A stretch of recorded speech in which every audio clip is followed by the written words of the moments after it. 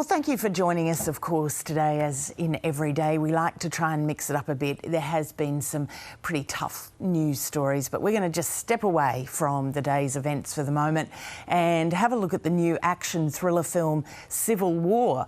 Americans have turned on each other. That's what happens in the movie, with a team of journalists desperately trying to document the horrifying new reality.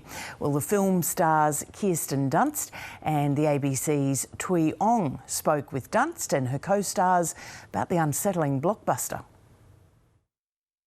Citizens of America, the so-called Western forces of Texas and California have suffered a very great defeat at the hands of the United States military. Mr. President, do you regret the use of airstrikes against American citizens? There's been a lot of reaction to the trailer, and the director, Alex Garland, has described it as anti-war.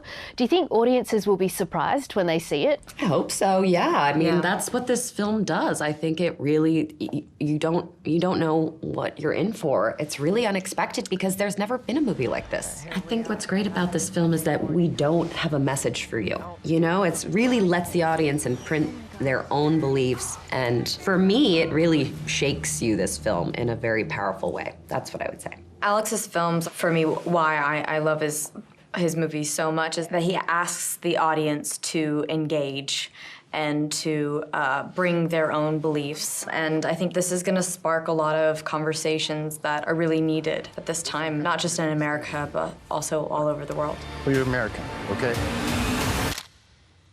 Okay.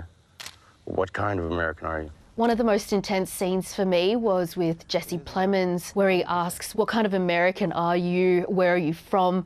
Because I feel like anyone with a foreign background has had this question posed to them. What was it like filming that scene? Very hard for me personally. It was the most difficult scene. I'm Brazilian, right? Like I did not grow up here. Although I'm an American citizen, but the xenophobia and racism in that scene really affected me. We're talking about a movie that has in its core polarisation, which is something that's happening everywhere. Another layer of polarization is racism, is xenophobia, is anti-immigration, is like all those things. So I'm an immigrant, and that really affected me. He shot it without the cameras sort of breaking up that circle we were all in, so the cameras were sort of hidden. So after a while, you do that scene that many times for 2 days straight, and it's just eventually gonna get under your skin. You don't know what side they're fighting for. Someone's trying to kill us.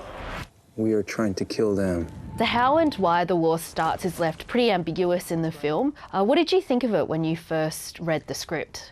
I never questioned that. Isn't Yeah, that interesting? I think there was enough things in there that I understood there was, you know, we were in the middle of a war, and I didn't really need to know why, because most wars are started for, you know, pretty obvious reasons. It would have easily made sense for any of us to ask that question, but I think we also understood that it wasn't about what started it, it was the ending. Like, this is a symptom of whatever happened before, and I think we could all project our own versions of that. And I think whatever beliefs you have, whatever side you're on, we all can agree that we don't want to end up in this place. We're moving to DC today. We need to go down there.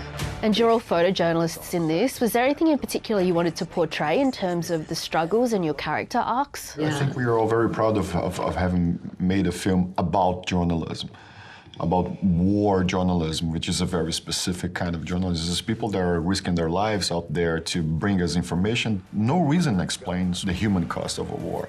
And I think that the work of journalists in war zones make me think about these things, but also desensitize people that are so used to seeing images all the time. Like that there's some images or some stories that even if you're on your TikTok all the day, there's some images that you can't really just ignore.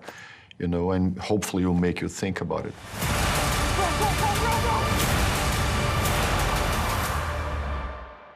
Looks good.